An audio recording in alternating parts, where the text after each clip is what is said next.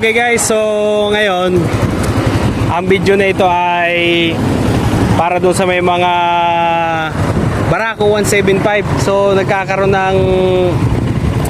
nagkakaroon minsan ng problema na akala natin ay malaki ng issue pala. So minsan yung ating Barako 175 ay namamatay habang nananakbo. Kaya nagtaka ako, akala ko malaki ng sira, pero ito lang pala yung dahilan. Kung inyo makikita dito guys, lumapit kayo dito, lapit mo yung camera. Yan, dito ka sa kabila, papakita natin. Minsan namamatay siya pag nag-aarangkada.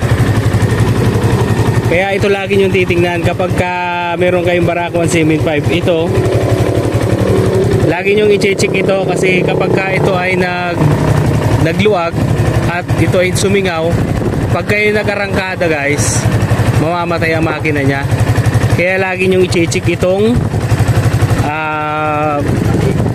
panghikit nya. So yan guys, na-experience ko yan noong time na ako ay nagmamadali, pag-arangkada ko, namatay yung makina. So ayan, yung pala ang dahilan lang ay luwag lang ito. Kaya ayan guys, lagi nyo i-check. At saka pala, ito nga pala yung ating Barako 175. Meron na siya ngayong tinginan na sa gasolina. Ito makikita ninyo. Ayan, i-share ko lang din para dun sa may mga nais mag-avail ng ganitong motor, meron na silang idea. Yung mga bagong labas kasi ngayon guys, meron na silang tinginan ng gasolina, yung iba wala pa. So may hazard na din siya.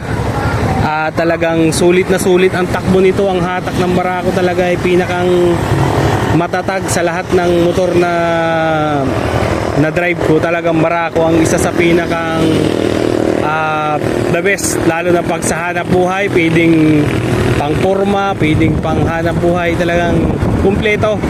Kaya yan, ito muna yung video natin sa ngayon dahil wala tayong upload. Kung gusto nyo mga ganitong video, huwag kayong mahihiyang i-subscribe ang ating channel at i-share mo na din para mapanood ng iba. Maraming salamat.